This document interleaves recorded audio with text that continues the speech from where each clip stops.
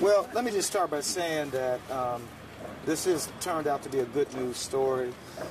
The 3-month-old child has been located and being currently treated at a local hospital. So that's the good news. Standing with me, certainly we had tremendous help this morning. Detective Sergeant Sarah Krebs from the Michigan State Police Amber Alert.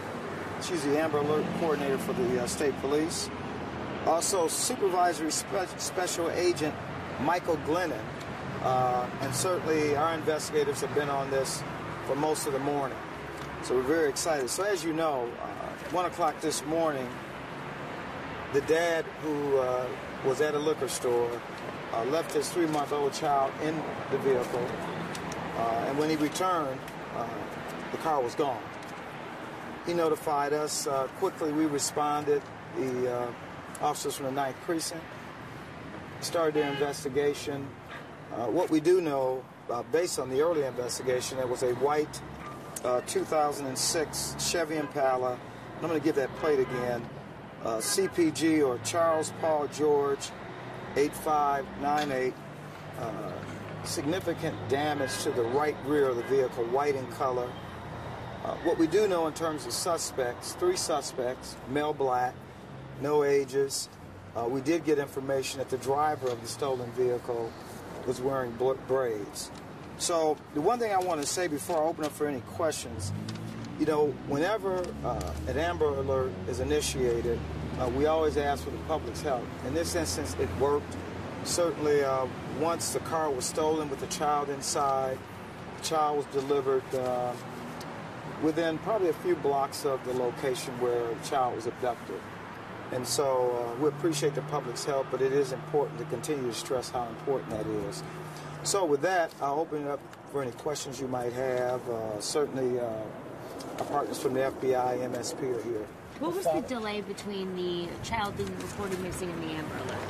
Well, one of the things that I have learned that, well, first of all, when the officers arrived at the scene and began to get initial information from the dad, out of frustration, he left the location. So the officers only had partial information. They were in the process of trying to look at the images from the video. He left, and it wasn't until roughly 3 o'clock that he showed up at this station, and at that point in time, the report was taken. Now, I have since learned that there's a process concern I have in how we notify MSP. Now, MSP was notified 4 o'clock in the morning, but we couldn't put the Amber Alert out because we didn't have it logged into NCIC.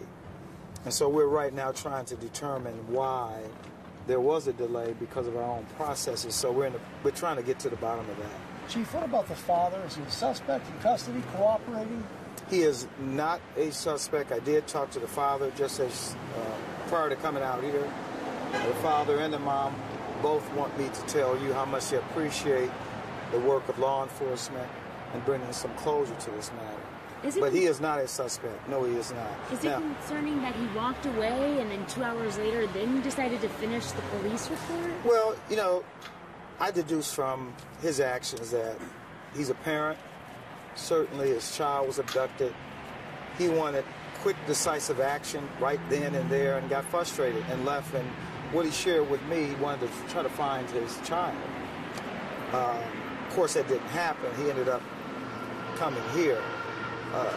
Although I will tell you, and I shared this with him, I explained it just this way to him. I'm angry with you.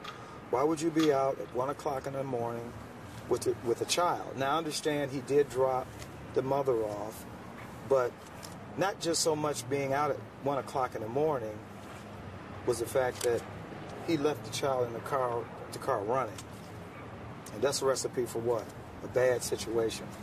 The good situation was we were able to locate the child and safely being treated at a local hospital. Can you talk to us a little bit about the baby being found, what the details are surrounding that? What I can tell you is that the child was left on the front porch, and someone that was doing work at the residence almost stumbled over the child, and again, the Amber Alert, quick notification to us that the child was located. Chief, what was the block number where the child was found? I'm not certain. 9100. Lake Point, What's the condition of the child? stable, good condition. What was wrong with the child? Well, you know, certainly it's a little chilly in the morning. Just going through a normal. There was no evidence of any trauma, if you will, but you know, it's chilly. I don't know how the child was clothed. So We heard something that the license plates might have been different on the car.